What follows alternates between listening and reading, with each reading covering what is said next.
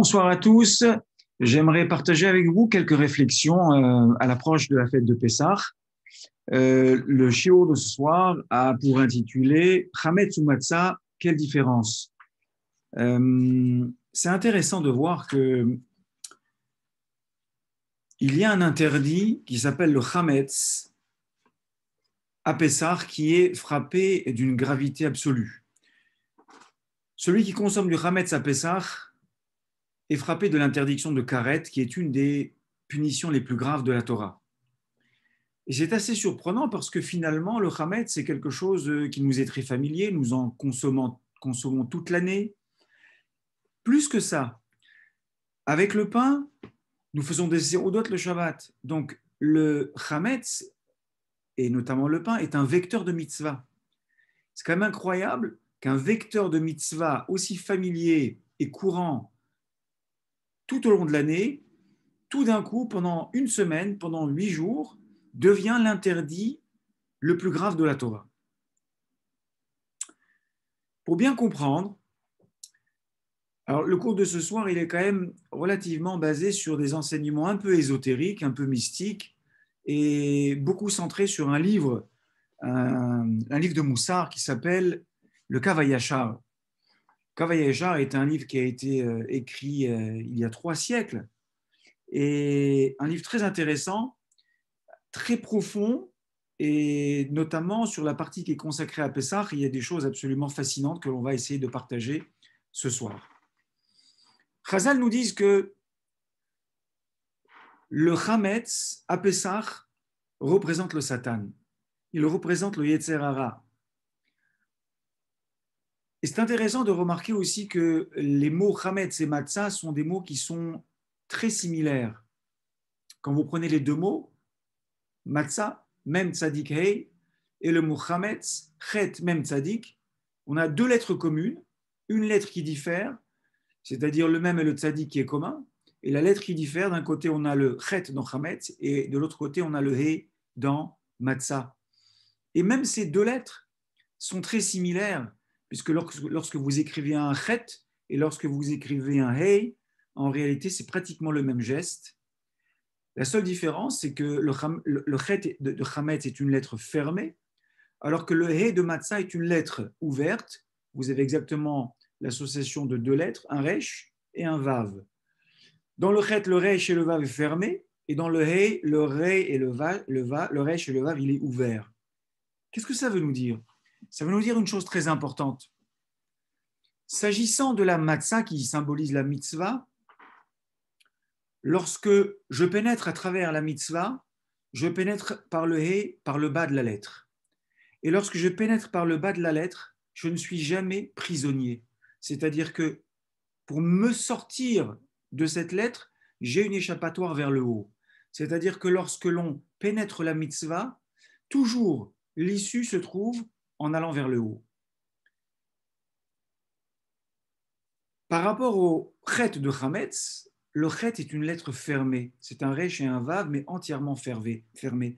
Lorsque l'on pénètre le Chametz par le chet, par le bas, on se retrouve, même si l'on aspirait à monter, totalement prisonnier de cette lettre.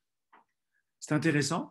Symboliquement, on se rend compte que la mitzvah nous élève vers le haut et nous porte toujours vers une issue favorable, alors que la Havera, le Chametz, que symbolise le Satan et le Yetzer Hara, c'est quelque chose qui finit par nous emprisonner.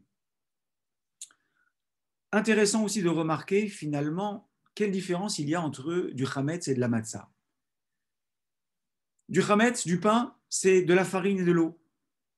De la Matzah, c'est de la farine et de l'eau. Et finalement, la seule différence, c'est qu'est-ce que l'on fait avec cette farine et cette eau. Pardon. Et il y a un facteur important qui s'appelle le temps. L'immobilisme ou l'action combiné au temps. Je prends de la farine, de l'eau, je les mélange. Si je ne fais rien, si je m'immobilise et si j'attends, si je laisse le temps s'emparer de moi, cette pâte va gonfler et va devenir chametz et ça va devenir la chose la plus interdite à Pessah. Ça va gonfler. Inversement, je prends de la farine et de l'eau et je vais la pétrir. Et tant que je vais être dans l'action, tant que je vais être dans le mouvement, cette pâte ne va jamais monter. Cette pâte ne deviendra jamais chametz. Cette pâte ne deviendra jamais synonyme d'interdit. Et quand bien même j'attendrai, il me faudrait un laps de temps pour que cette pâte devienne chametz, l'équivalent, on le sait très bien, de 18 minutes. Donc on voit quelque chose d'extrêmement important dans le chametz et dans la matzah, qui est lorsque je suis en mouvement, lorsque je suis dans une dynamique, alors je n'ai rien à craindre. Le Yetzer Hara, le Satan ne peut pas s'emparer de moi. Quand est-ce que le Satan ou le Yetzer Hara va s'emparer de moi? C'est lorsque je vais m'immobiliser, lorsque je vais me laisser aller, lorsque je vais laisser le temps prendre le dessus sur moi, lorsque je vais cesser d'avancer, lorsque je vais cesser de progresser, là, je deviens la proie du Yetzer Hara et du Satan. Intéressant aussi de remarquer, j'en aurais terminé avec les jeux sur les lettres, que la valeur numérique de Matzah et de Chametz, à peu de choses près, est équivalente, puisqu'on a dit qu'il n'y a qu'une seule lettre qui est différente. Dans la Matzah, j'ai un He, dans le Chametz, j'ai un Chet. Le He, c'est 5, le Chet, c'est 8. Le delta entre le Chametz et la Matzah, finalement, c'est 3, et c'est intéressant. Ce sont les 3 choses finalement qui symbolise aussi les qualités humaines du Chametz. Et comme dit la Mishnah Avot, Hakin'a, Ta'ava ve'akavod, yotzim et adam min ha'olam. Il y a 3 mauvaises qualités qui finalement font disparaître l'homme du monde. C'est-à-dire Kin'a, la jalousie, Ga'ava, l'orgueil, et le kavod, la recherche des honneurs. Et c'est exactement ça finalement que symbolise le Chametz, c'est-à-dire je gonfle, je gonfle, je gonfle, je gonfle, et kin'a, ta'ava et kavod. Et finalement, on se rend compte que pendant la fête de Pessah, on va mettre un point d'honneur à travailler ces midotes-là à l'extrême, puisqu'on va essayer de s'en éloigner au maximum. Le chametz à Pessah, il est assour b'mashéhu, c'est-à-dire moins petit gramme de chametz, je ne peux pas le consommer, je ne peux pas l'avoir chez moi, je ne peux pas le posséder, je ne peux même pas le voir. Donc il y a une volonté de s'éloigner autant que faire se peut de cette mida ra'a et finalement du Satan et du Yetzer Hara. On va se poser la question tout à l'heure, mais finalement, cet interdit aurait dû être valable toute l'année. Pourquoi simplement, à l'approche de Pessah, donc avec Bdikat Chametz, Biur Chametz, et ensuite les 7 jours, les 8 jours en Chutz La'aretz de Pessah, où on va s'interdire de consommer et de posséder du Chametz, on aurait pu étendre cet interdit à toute l'année. Pourquoi fallait-il le limiter essentiellement à ces 8 jours de Pessah?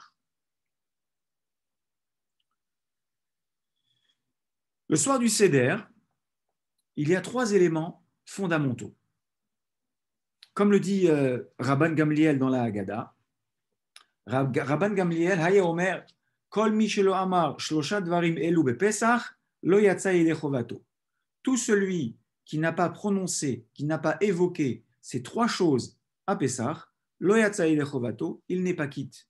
Ve eluhen, et voici ces 3 choses-là. Pessah, matzah ou maror.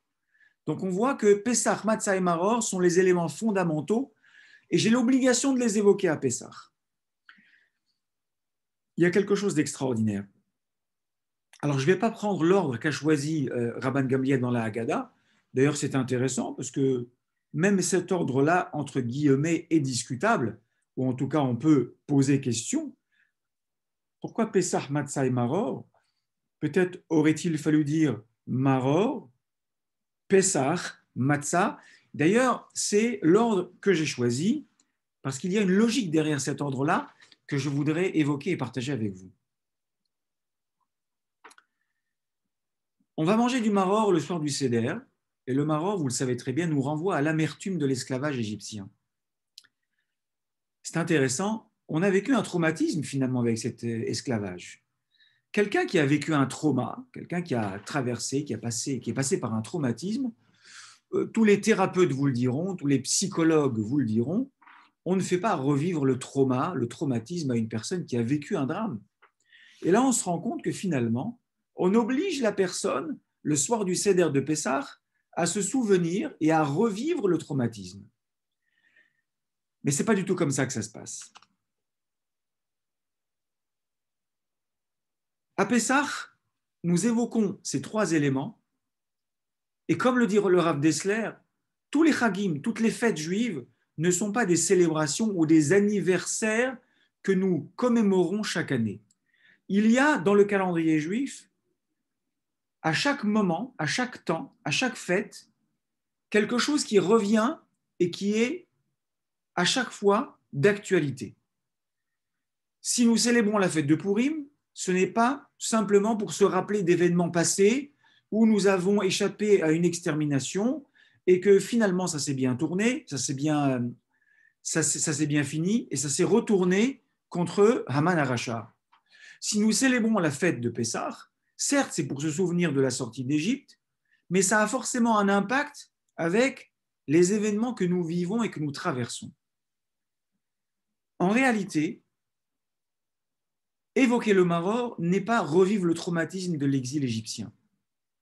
Évoquer le Maror, puis le Korban Pessah, puis la Matzah, c'est finalement nous inviter à se souvenir du schéma classique que je traverse dans toute ma vie et que chaque personne juive traverse dans sa vie, parce qu'il n'y a pas une vie juive dans laquelle il n'y a pas un drame, une crise, un problème, une maladie, une tragédie, chasvé shalom, à Dieu ne plaise. Et la Torah est venue nous rappeler et nous faire comprendre qu'il y a quelque chose de fondamental que je dois comprendre. Maror me renvoie à l'Égypte, mais le Maror me renvoie à mon Égypte, c'est-à-dire à quelque chose que j'ai vécu, à quelque chose que j'ai traversé, à une crise de laquelle je suis sorti. Ensuite, il y a le Pessah. À l'époque de l'exil égyptien, il s'agissait du sacrifice de Pessah, du Korban Pessah. C'est l'élément déclencheur que Hachem a choisi pour provoquer ma libération. Vous le savez très bien, Hachem a dit, je vais faire Makat Bechorot juste avant de vous libérer, je vais donc passer sur toute l'Égypte et vous, de votre côté, vous allez faire un Korban Pessah, vous allez prendre le sang du Korban Pessah et vous allez peindre les poteaux et le linteau avec ce sang et de telle manière à ce que je vois que dans cette maison se trouvent des Juifs qui sont Shomer Torah et Mitzvot et je vais les épargner. Une grosse question se pose à ce niveau-là. Akadosh Baruch Hu a-t-il besoin de sang sur les linteaux pour comprendre qu'il doit épargner la maison dans laquelle se trouvent des Juifs? Hachem, il sait tout, Hachem, il voit tout. Il n'a pas besoin ni d'un korban, ni d'un heker, c'est-à-dire un signe distinctif sur un mur pour comprendre qui habite cette maison. En réalité, le Korban Pessah est l'élément, la mitzvah, le mérite particulier que nous avons pu montrer par lequel nous méritons d'avoir un miracle, une issue favorable, et la matzah est l'objectif de ma libération, c'est-à-dire l'objectif que je dois atteindre. Donc on se rend compte qu'on a systématiquement, y compris aujourd'hui en 2021, ce même schéma qui revient. Le maror, c'est le problème que j'ai rencontré. Le Korban Pessah, c'est le mérite par lequel Akadosh Baruch Hu a eu pitié de moi et il m'a délivré. La matzah, c'est ma liberté. C'est l'issue favorable qu'Akadosh Baruch Hu va m'accorder Be'ezrat Hashem. Et ça, on le voit systématiquement. Nous avons tous vécu ça. Personnellement, j'ai, comme beaucoup de personnes, été malade du Covid il y a un an de cela. C'est très pénible. Je n'ai pas le souvenir d'avoir été aussi malade de ma vie. Pendant un mois, une souffrance, une fièvre, quelque chose d'incroyable, une inquiétude même. Et je crois, il me semble, que le soir du Seder de Pessah, il est bon de se souvenir qu'on a traversé un élément difficile, un événement difficile, qu'on a été malade, que nous avons été inquiets, que notre entourage a été inquiet, que Baruch Hashem, on a prié, les gens ont prié pour nous, nous sommes sortis Maror, Pessah et Matzah. Je vais à présent évoquer avec vous un midrash, un très très beau midrash. Ne me demandez pas de vous l'expliquer, Nous, en toute humilité, on va essayer de comprendre ce que l'on peut comprendre, mais c'est un midrash extraordinaire qui parle d'un dialogue qu'il y a entre Akadosh Baruch Hu, entre Hachem et les Malachim. Hachem explique aux Malachim, voilà, je vous annonce, je vais me marier, je vais m'unir avec un peuple qui s'appelle le Ham Israël, et je vais d'abord le faire sortir de son statut d'esclavage, de son statut d'esclave, pour ensuite me marier avec cette Kala qui est le Klal Israël. Alors évidemment que les Malachim ne comprennent pas très bien la décision d'Akadosh Baruch Hu et tentent, comme c'est souvent le cas dans cette cour céleste, tentent de le dissuader en avançant un argument simple, Akadosh Baruch Hu, Birfodo, Atzmo, tu es Hachem, tu es le maître du monde, le maître de l'univers. Comment tu peux te marier avec un peuple aussi vil qui est trempé dans la Avodah Zara? Ça fait 210 ans qu'ils sont esclaves. Mehila, Hos Mikvodra, on ne comprend pas. C'est vrai, vous ne comprenez pas, mais c'est ma décision et vous ne pourrez rien faire pour me faire changer d'avis. Reviennent encore les Malachim avec un autre argument en disant, bon, écoute, évidemment, visiblement, tu t'es épris d'une nation qui a atteint les 49 degrés de Touma, mais pourquoi ne pas prendre les Égyptiens? Ceux-là ont fait Avodah Zara, ceux-là font Avodah Zara, ceux-là ont atteint les 49 degrés de Touma, et ceux-là également. Mais là, en revanche, on comprendrait un peu plus parce que eux sont esclaves. Les Égyptiens, au moins, ce sont des maîtres. Toi, tu es le maître de l'univers, tu es le maître en haut et dans le monde entier, et eux, ce sont les maîtres en bas. Tiens, vous n'avez rien compris, c'est avec le Ham Israël que je souhaite me marier, et vous ne me ferez pas changer d'avis. Les Malachim reviennent encore avec un autre argument en avançant la chose suivante. Hachem est appelé Kohen. Là, j'avoue effectivement les limites de ce que je peux comprendre d'un midrash. Hachem est appelé Kohen. Les Malachim disent que Hachem ne peut pas descendre en Égypte pour la même raison qu'un Kohen ne peut pas pénétrer dans un cimetière.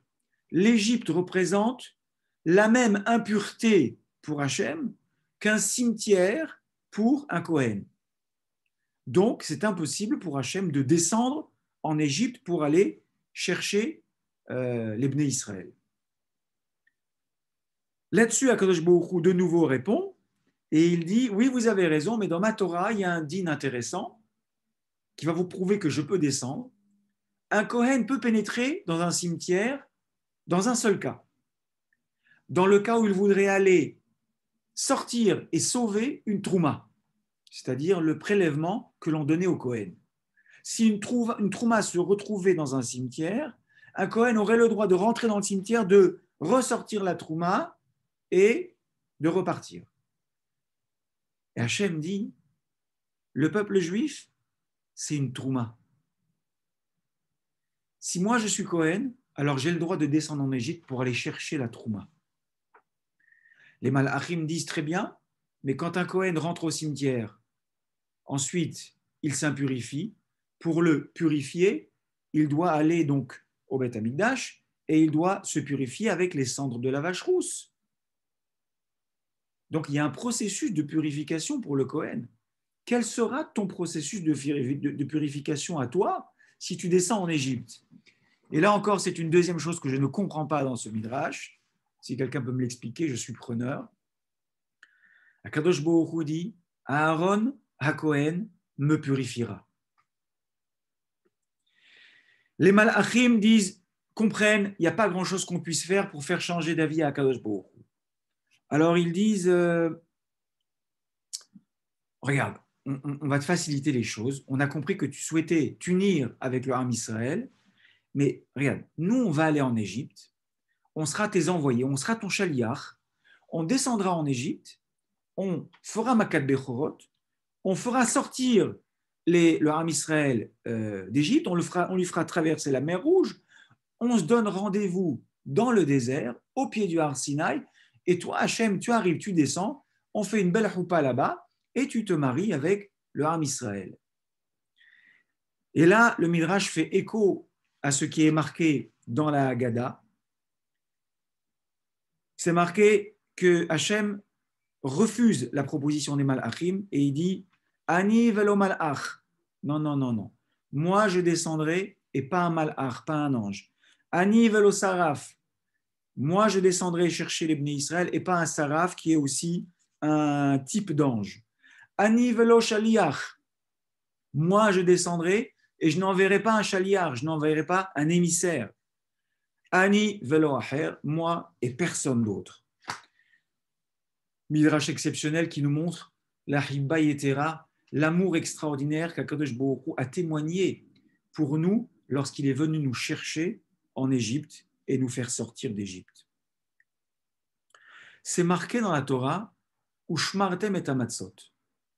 Et vous garderez les matzot. Alors, sans faire le jeu de mots que Chazal font régulièrement, Ushmartem et amatzot, Al tikra matzot et la mitzvot, il ne faut pas lire matzot, mitzvot, mais les mitzvot nécessitent une shmira. Mais le pshat pashout du pasouk, c'est Ushmartem et amatzot. Les matzot nécessitent une shmira. La matzah nécessite quelque chose, comment dire, une veille particulière, une attention particulière. Et en réalité, pourquoi il faut tellement faire attention aux matzot? Pour une raison très simple. Et ça va répondre finalement à la question qu'on s'est posée au début, en disant pourquoi finalement, seulement à Pessah, on est tellement makpid sur le chametz et pas toute l'année. Bon, réponse très simple. Le pain étant l'aliment essentiel de l'être humain, c'était compliqué d'en faire un aliment interdit. Bon, c'est une réponse simple. Mais il y a aussi une réponse un peu plus profonde et un peu plus complexe.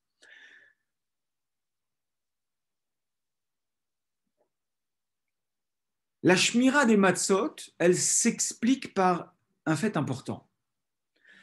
À l'approche de Pessah, les malachim et les mekatregim, c'est-à-dire tous ceux qui nous veulent du mal en haut, puisque dans la cour céleste, il y a malheureusement, on n'a pas que des gens qui nous veulent du bien, on a des gens qui cherchent parfois à nous accuser. D'ailleurs, Derech Hagav, Alpi Kabbalah, qui sont ces gens qui veulent nous accuser? C'est ni plus ni moins les choses que nous avons créées par nos averot. C'est-à-dire, à chaque fois que l'on fait une avera, alors on crée un malachra, un mekatreg, et ensuite il remonte là-haut et il vient accuser en disant mais moi, j'ai été créé et je suis le témoin vivant que cette personne ne se conduit pas correctement. Donc en réalité, nous ne faisons que générer nos accusateurs, rien de plus. Donc systématiquement et de manière plus importante à l'approche de Pessah, il y a donc des accusateurs qui viennent nous accuser. Et il y a notamment le Sahar égyptien, c'est-à-dire le représentant céleste qui vient juste avant Pessah chaque année pour nous accuser.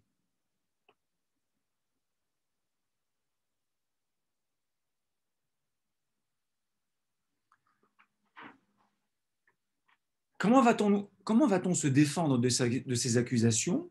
Par un moyen très simple et justement par cette vigilance que nous aurons ou shmartem et amatzot. C'est-à-dire au moment le plus compliqué pour nous, au moment où les accusations vont se faire, vont être les plus prononcées, nous allons avoir une attention particulière par rapport au chametz qui représente le Satan et le Yetzer Hara.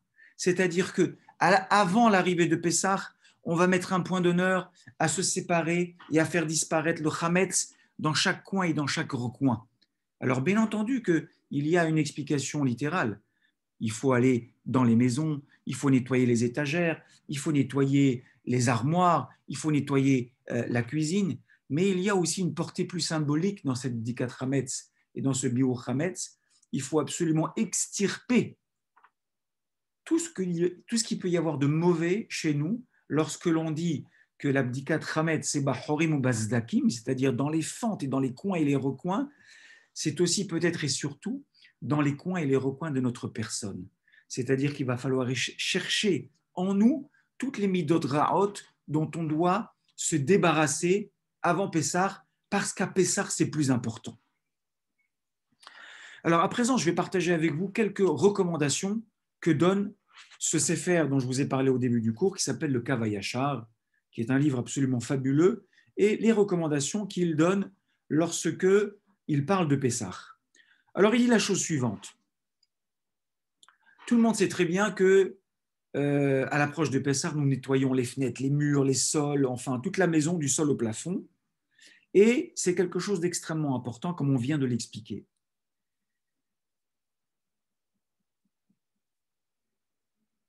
C'est une manière de se débarrasser de toutes les traces du Yetzer Hara qu'il y a dans la maison. Cette Bdikat Hametz va générer chez nous de la fatigue, va générer chez nous parfois un sentiment, pas de désespoir, mais de se dire il y en a marre, trop c'est trop, et plus on va approcher de la fête, plus la fatigue va devenir plus croissante, et on aura peut-être tendance à baisser un peu les bras, et peut-être même à regretter les efforts que nous aurons déployés. Alors, je voudrais juste dire une chose extrêmement importante qui est vraie dans toutes les mitzvot. Si on fait une mitzvah, on doit la faire avec simha, on doit la faire avec joie. Et surtout, ne jamais la regretter. Une mitzvah qui a été regrettée nous fait perdre le bénéfice de la mitzvah. Je donne un exemple. Je me lève un matin, je suis pris d'un entrain extraordinaire. Je vais faire Tfila Betsibour, je vais aller prier au Netz. Je me lève encore plus tôt que d'habitude. Il pleut dehors, la choule est à 10-15 minutes de marche, je prends donc la voiture. Je mets du temps à me garer, mais j'ai trouvé une place juste devant la choule. Oh Hachem, je dis Hachem, tu m'as aidé à faire cette mitzvah extraordinaire. Je rentre, je fais tfila, je mets talit, tfilin, je fais les tfilotes avec toutes les kavanotes. Je reste jusqu'à Alem Shabeach. J'écoute les halachot du Rav. Je sors de la choule, je monte dans mon véhicule et je constate qu'il y a un PV. Et là, je lève les yeux au ciel et je dis, franchement, aujourd'hui, j'aurais mieux fait de rester chez moi. Aïe, aïe, aïe, aïe, aïe. Tous les efforts que j'ai déployés m'ont demandé du temps, de la sueur, de la fatigue, de l'énergie. Tout ça, je l'ai perdu avec une phrase, parce que j'ai regretté ma mitzvah. Donc, très important, on va faire énormément d'efforts à la veille de Pessah, on va arriver, et on va dépenser beaucoup d'argent. Et les matzot, c'est vrai qu'elles coûtent de l'argent, et c'est vrai que tout coûte plus cher lorsqu'on fait ses courses pour Pessah, mais surtout, ne jamais se plaindre. Faire les choses avec simcha. Quelle chance nous avons d'être juifs et que l'argent que j'investis dans quelque chose qui est éternel, qui s'appelle des mitzvot. Donc ça, c'est extrêmement important. Ne jamais se plaindre de tous les efforts que nous faisons à chaque fois qu'on est en Oved Hashem. Autre recommandation du Kav HaYashar, il faut s'éloigner de la colère autant que faire se peut. Plus particulièrement, la colère est le Nachmanide, le Ramban, il dit qu'il y a beaucoup de midotes qui sont mauvaises. Mais il y en a une qui est la plus mauvaise de toutes. C'est Kaas, c'est la colère. Il faut s'éloigner de la colère à l'extrême. Et pourtant, on sait que c'est difficile. Ceux qui sont coléreux vous le diront. Mais j'y arrive pas. C'est trop difficile. Je m'enflamme et c'est très difficile pour moi de redescendre. Alors, il faut bien entendu jamais se mettre en colère. Mais si je peux me permettre, je crois qu'il y a 2 temps forts dans l'année où la colère est vraiment à ranger dans le fond d'un placard. Les 2 soirs de Rosh Hashanah et le Seder de Pessah, donc une nuit en Israël et 2 nuits en Chutz Laaretz. Et j'aurais presque envie de rajouter, si on pouvait faire cet effort supplémentaire, tous les Motzei Shabbat. Et celui qui peut rajouter encore, allez, ne jamais se mettre en colère. Mais il y a vraiment des moments où la colère est absolument à proscrire.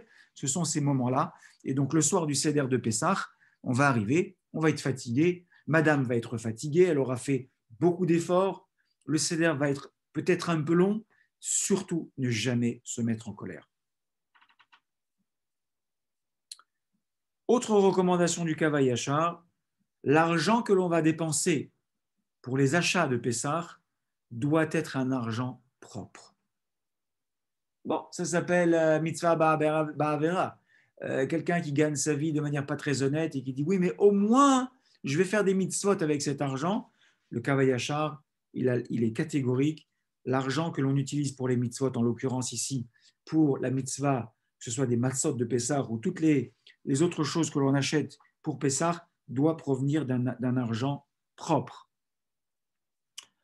Ensuite, il dit que l'abdikat Hametz, comme on l'a expliqué tout à l'heure et maintenant on va bien comprendre, qui est ce moment extraordinaire où on va chercher dans toute la maison les traces de Hametz, et tout le monde connaît ce minhag, où on prend 10 petits morceaux, moins que kazaïd de pain, on les emballe bien pour qu'ils ne s'éparpillent pas dans la maison, et on les range dans les coins de la maison et on va aller les chercher.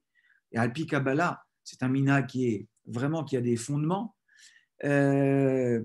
Donc, c'est 10 morceaux de pain ou de chametz que l'on va mettre. Il y a plusieurs explications. Une des explications, c'est en face des 10 plaies, des makotes. Donc 10 plaies, 10 morceaux de pain. Et qu'est-ce qu'on va faire? Ce que l'on va demander, effectivement, c'est que toutes les makotes que Hachem il a envoyées sur l'Égypte, qu'elles ne viennent jamais chasvé shalom sur nous. Et on va prendre ces 10 plaies, ces 10 morceaux de pain, pardon, et on va être mevaer otam, on va les anéantir le lendemain. Il y a d'autres explications, mais on n'a pas forcément le temps. Ici, j'en donne quand même une de plus, qui est donnée par le Kavayachar. Les 10 morceaux de pain, c'est aussi Keneged par rapport aux 10 jugements par lesquels Akadosh Baruch Hu va juger les nations à la fin des temps et après lesquels il va faire venir le Mashiach. Donc on sait très bien que la fête de Pessah est une fête de la Géoula, et on sait très bien aussi, nos Chazal nous le disent, que de la même manière qu'on a été délivré à Nissan, on sera délivré en Nissan également, que la délivrance finale, la Géoula Shlema, elle ressemblera énormément à la Géoulat Mitzrayim. Donc c'est important d'avoir ces rmazim, ces petites insinuations et ces choses qui nous rappellent lorsque l'on va faire la Dikat Hametz.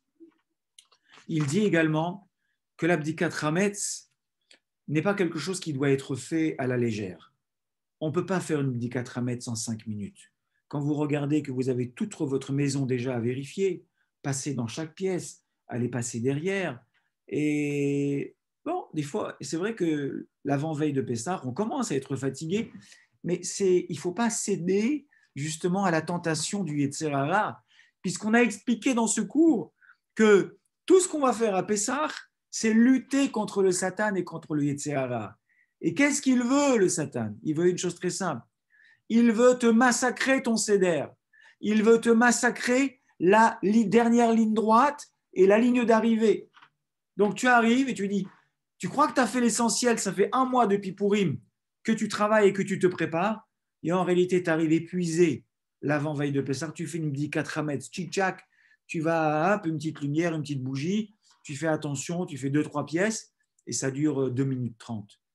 Le Kavayachar, il dit, on ne peut pas faire une bdikat hametz comme ça.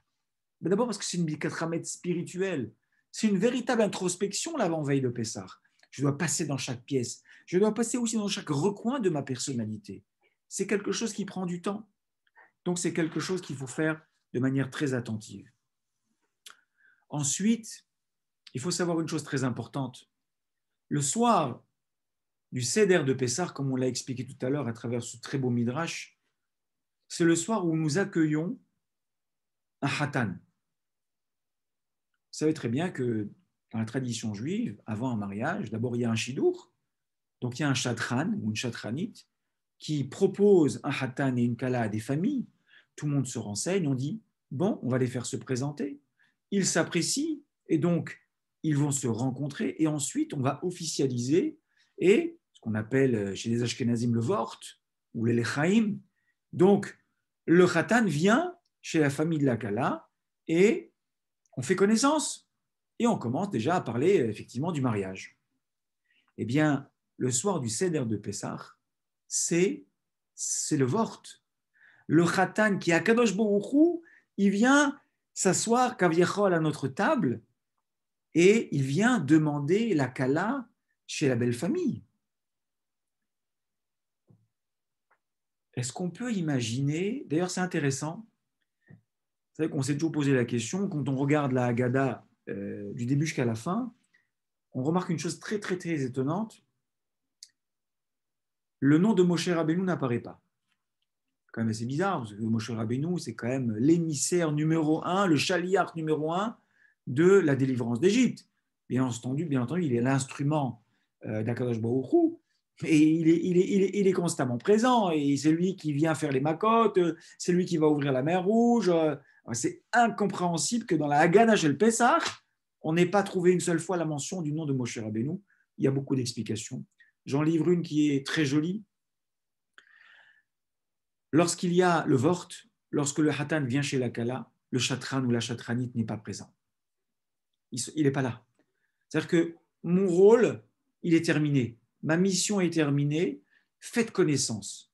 Apprenez à vous apprécier. Apprenez à vous connaître. Vous allez m'inviter au mariage. Je serai présent au mariage. C'est la moindre des choses par rapport à une notion fondamentale qui est la karatatov. Mais le soir où vous allez vous retrouver en famille, le chatran ou la chatranite n'est pas là. C'est la raison pour laquelle le nom de Moshe Rabbeinu n'apparaît pas dans la Haggadah.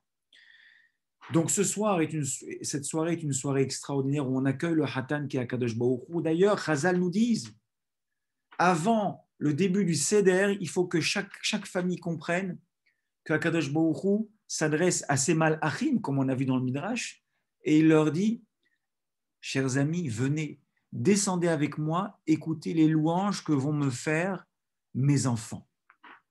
Donc Hachem, il est présent à chaque table du Seder.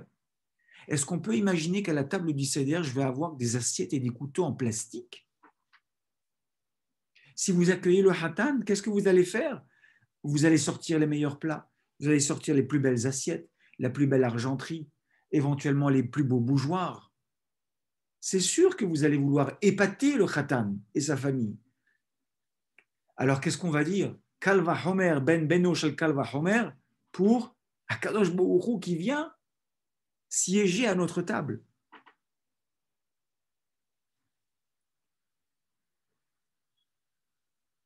Et le Kavayachar dit la chose suivante. Le Kavayachar, il dit, tu sais, quand Hachem s'adresse aux Malachim, et il leur dit, venez, on va descendre écouter mes enfants faire ma louange, le Kavayachar, il dit une chose extraordinaire et difficile à comprendre. Il dit, ça donne du koach à Hachem. Les louanges que l'on va dire le soir du Seder de Pessah, ça donne de la force à Hachem. Hachem, il n'a pas besoin de force. Hachem, il est omnipotent. Il est tout puissant. En quoi le fait que je fasse une louange lui donne de la force? Bien sûr que non. Bien sûr qu'Hachem n'a pas besoin de notre force. Alors qu'est-ce que ça veut dire? Ça veut dire la chose suivante. Les fameux accusateurs qui viennent nous accuser le soir du Seder de Pessah,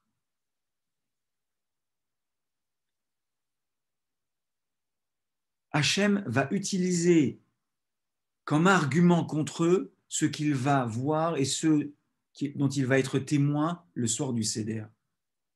Regardez mes enfants comme ils sont extraordinaires. Regardez mes enfants comme ils sont reconnaissants. Regardez mes enfants comme ils savent reconnaître ma grandeur. Ça, c'est Noten Koach à Akadosh Baruch Hu pour donner des arguments pour contrer les accusateurs qui voudraient venir nous accuser, et raison pour laquelle, le soir du Seder de Pessah, rien ne peut nous arriver. Cette soirée magique s'appelle Leil Shimurim, une soirée de protection. Une fois que j'ai extirpé tout le chametz qui est en moi, que je me suis débarrassé déjà depuis des semaines, une fois que je me présente tout en blanc, il y a des gens qui ont l'habitude de porter du blanc le soir du Seder de Pessah, et je fais les louanges d'Akadosh Baruch Hu, alors Akadosh Baruch Hu dit, vous ne pouvez rien contre eux, c'est des gens extraordinaires. Et maintenant, je voudrais conclure avec un chapitre absolument extraordinaire, mais celui-là, je voudrais le faire dans les mots avec vous. Ceux qui veulent aller voir, c'est le chapitre 90 et c'est Perek Chet.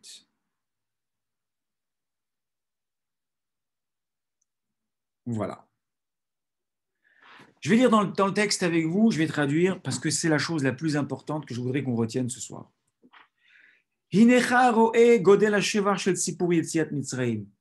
Tu vois maintenant la grandeur du récit de la sortie d'Égypte.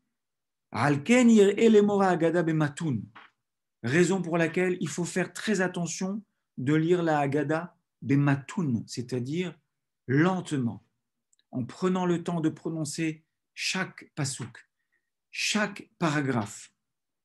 Velo leomro bimehirut, et pas de s'en débarrasser comme si c'est quelque chose, oh là là, c'est très long, hein, on regarde les pages, on dit, ouh, on n'arrivera jamais à temps avant 11 heures. Et il y a des gens qui sont mahmir à l'envers, c'est-à-dire, cette année, comment ça s'appelle, le Hatzot Alayla, c'est minuit et demi, donc vite, il faut vite terminer la Haggadah parce qu'il faut qu'on termine le repas et tout ça. Et donc, on ne voudrait surtout pas manger la ficomène après Hatzot Alayla.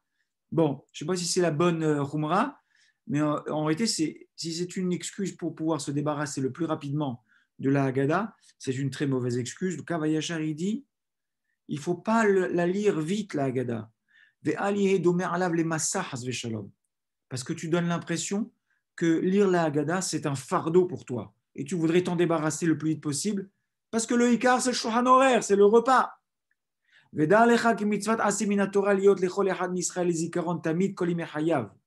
Il faut que tu saches que c'est une grande mitzvah minatora de se souvenir, pas seulement le soir de Pessah, mais tous les jours de sa vie, des miracles que Akadosh Baruch Hu nous a fait à nos pères et nous a fait à nous. Vous voyez, comme on a dit tout à l'heure,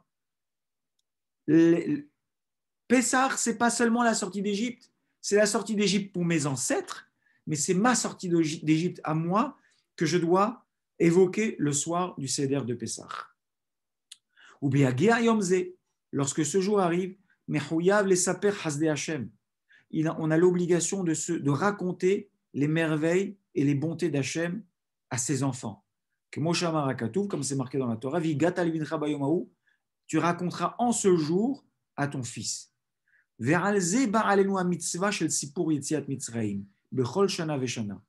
la raison pour laquelle l'obligation de raconter l'histoire de la sortie d'Égypte revient d'année en année et à chaque génération le soir de Pessah.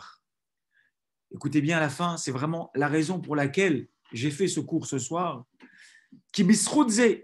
Par ce mérite-là, par le mérite de raconter la Haggadah et la sortie d'Égypte le soir de Pessah, Hakadosh Baruch Hu yifros kenafav tamid. Alors Hakadosh Baruch Hu, il va étendre ses ailes sur nous, les hatzilotanu, afin de nous sauver, afin de nous épargner, becholam komot, en tout endroit, en tout lieu, bechol adrachim, et sur tous les chemins que nous emprunterons. Et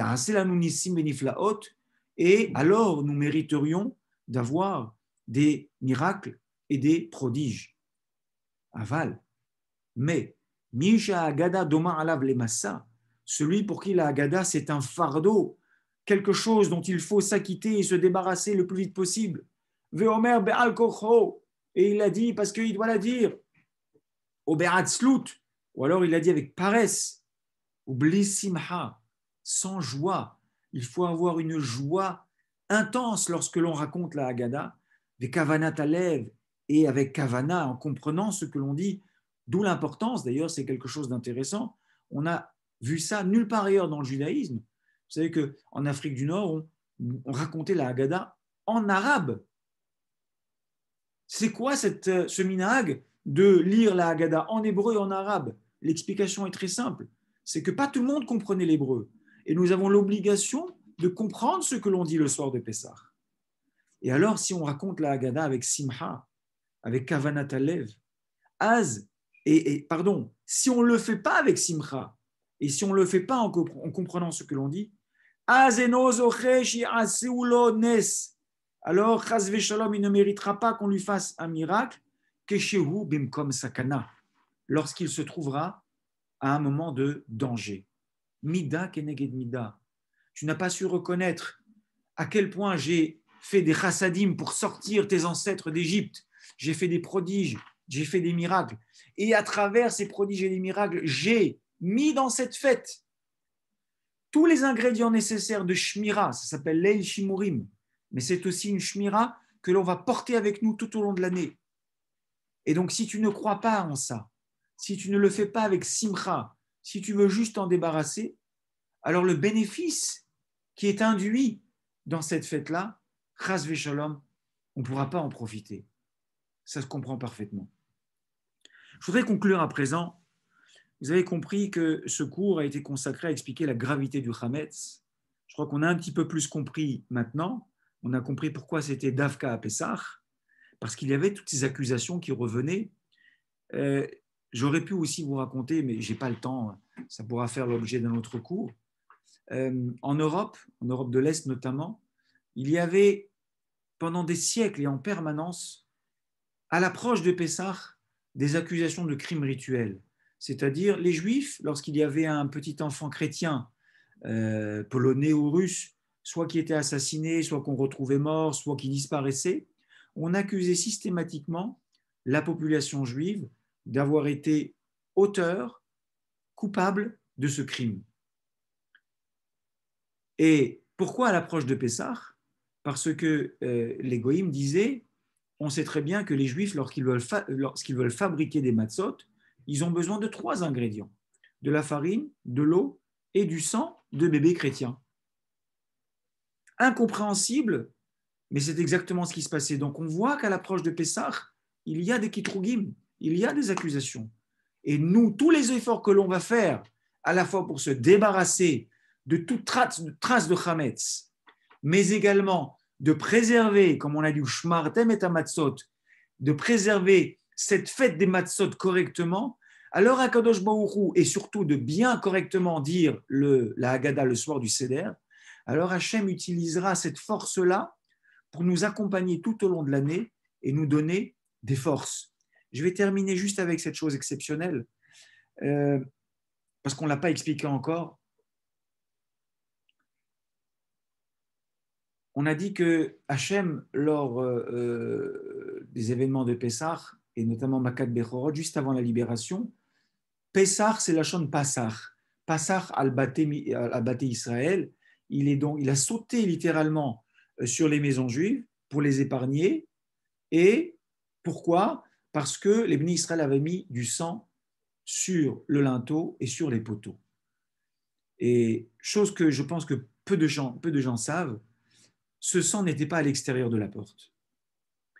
L'obligation de mettre du sang du Corban Pessar n'était pas à mettre à l'extérieur de la porte, mais à l'intérieur de la porte.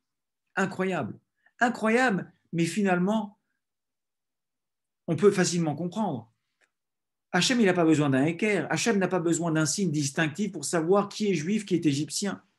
Donc il y a quelque chose de plus dans cette mitzvah du Corban Pessar et dans ce sang et ce signe que nous, les Bnei Israël, nous devions mettre à l'intérieur de nos maisons. De cette manière-là, Hachem dit, j'ai besoin de vos mérites. Pour pouvoir sortir de votre Égypte actuelle, il va falloir me montrer des mérites. Ces mérites-là, c'est le Corban Pessar, on l'a dit tout à l'heure. Donc c'est l'élément déclencheur de la libération d'Égypte. Mais ce que je veux voir, c'est votre intériorité. Donc le sang, pourquoi il doit être à l'intérieur? Parce que moi, je veux voir ce que vous avez à me montrer dans votre intérieur. Je veux savoir comment vous êtes chez vous. Je veux savoir comment vous vous conduisez avec votre femme, comment vous parlez avec votre femme, comment vous parlez avec vos enfants, comment vous éduquez vos enfants, comment vous êtes quand vous êtes à table. Quand vous êtes à l'extérieur, je sais vous reconnaître, vous avez un grand chapeau, vous avez une belle tenue et vous avez des signes extérieurs de religiosité qui sont manifestes. Mais cela, je ne sais pas ce qui se cache derrière. Donc moi, je veux, avant votre libération, que vous m'apportiez des signes de votre intériorité et que vous arriviez à me prouver que vous méritez de sortir d'Égypte ce soir. Donc voilà, Be'ezrat Hashem, que si Dieu veut, cette année, le soir du Seder, on saura faire le Seder comme il se doit, avec toutes les recommandations que nous avons étudiées ensemble ce soir du Kava Yachar. C'est très important, notamment de prendre le temps de lire la Haggadah, prendre le temps d'écouter nos enfants, prendre le temps de se consacrer à l'essentiel. Et Be'ezrat Hashem, lorsque nous montrerons à Hashem la qualité de nos intérieurs, la qualité de nos familles, la qualité du chinour que nous avons pour nos enfants, Akadosh Baruch Hu, il nous accordera à nous et à vous et à tout le Kal Israël toutes les Yeshurot et toutes les Nehamot et toutes les Geoulot. Amen. Ken Yehai Ratzon.